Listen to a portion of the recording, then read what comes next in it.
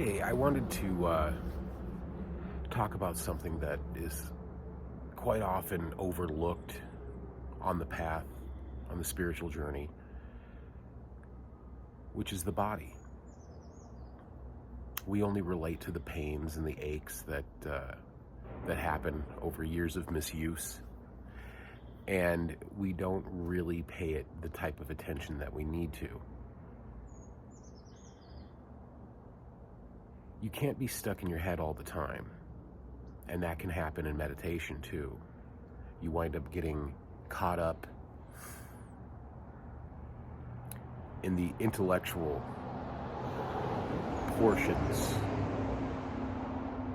of the journey. And we think that, the body is just this thing that you exercise and you hone with the right types of foods, the right types of drinks. But it's not. You should really be going there regularly. A good practice for this is just moving your awareness into other portions of the body. Feel your hands and your feet, and they might start to tingle, and that's good. And then move that awareness around the base of your spine, your stomach, your solar plexus, the heart, throat, third eye, and then out to the crown. And then there are other chakra areas around the body. But really get a feel for it. Maybe make that a resounding practice. Because if you can stay seated in other parts of your body, it gets easier to hone the ego mind with the pain body. All of these things are connected just as much as we're connected to everything outside.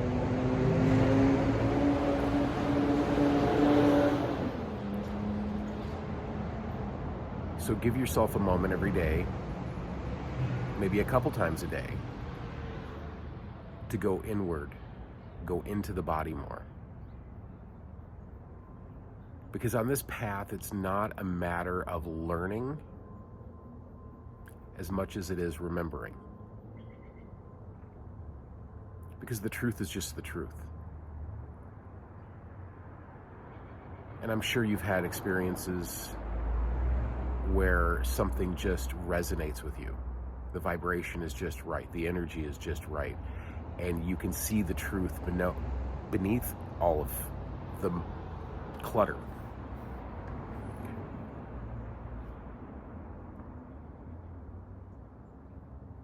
One of my favorite things to do when people ask me a question that is beyond capacity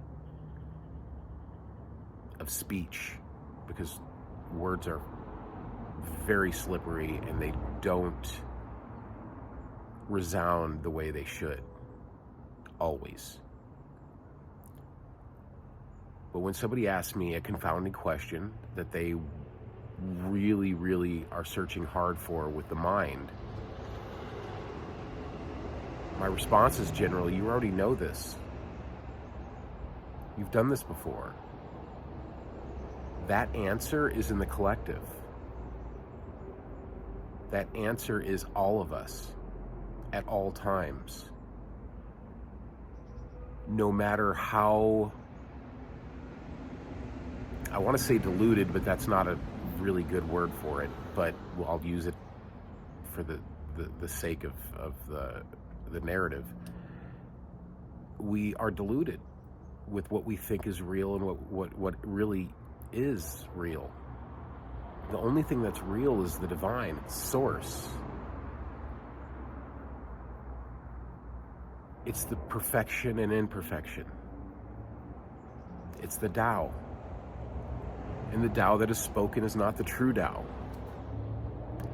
So there's the confounding nature of every paradox that we encounter. But you have already done this before. You just have to remember it.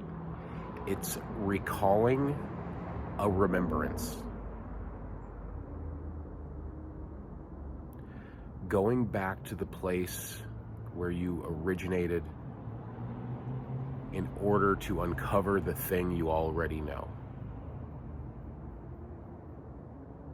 It's like trying to remember the first time your heart skipped a beat.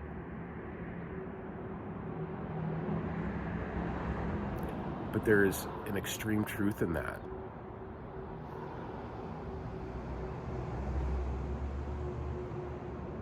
If we give pause for reflection often enough, what we're looking for just arises.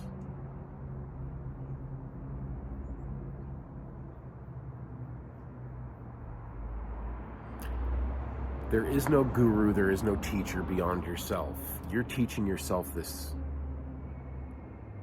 path, this process. But there are lighthouses. There are gurus, there are teachers, there are enemies and friends. There are passers-by. Everybody is your teacher because everybody is the same teacher. That teacher is source. If you listen attentively enough, you quiet the mind, you calm the soul, the answers just pop back up.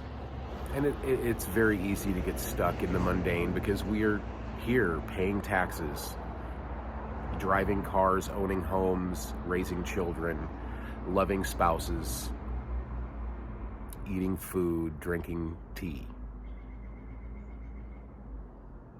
So it's very easy to get caught back up in the dichotomy of existence, the this and that, the duality of it. It's very easy. But then you'll have a breath, and maybe you'll move your energy to another part of your body, and suddenly things will get clearer again. It's a roller coaster. It's up and down. But remember that that state of clarity that you experience is the true you. That's who you really are. That's the love in your heart, the kindness in your soul.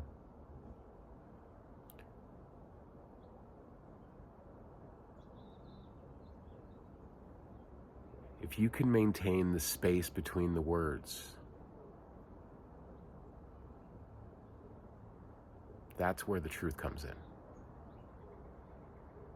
You'll feel that energy. And it's quiet.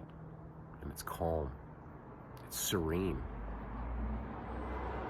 And those words don't do it justice.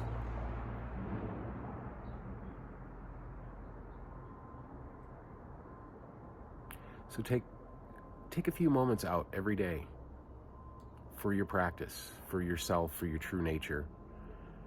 Quiet the mind, trace the soul, go it through the body, find the places that hurt, and dwell there.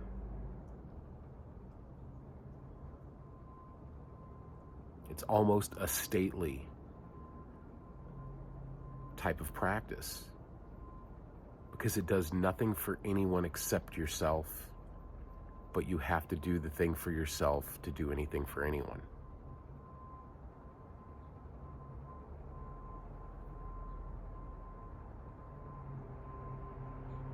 Just taking a few moments of silence every day,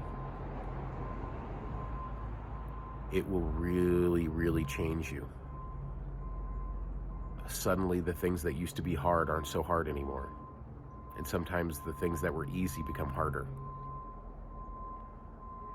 And that's pretty beautiful.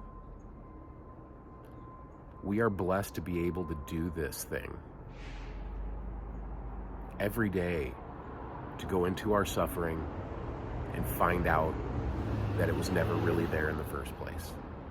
It's just an idea that we've put on things because we overthink everything. because we want to be ready for the what ifs, the possibilities, and the not gonna happens. So, as always, much love.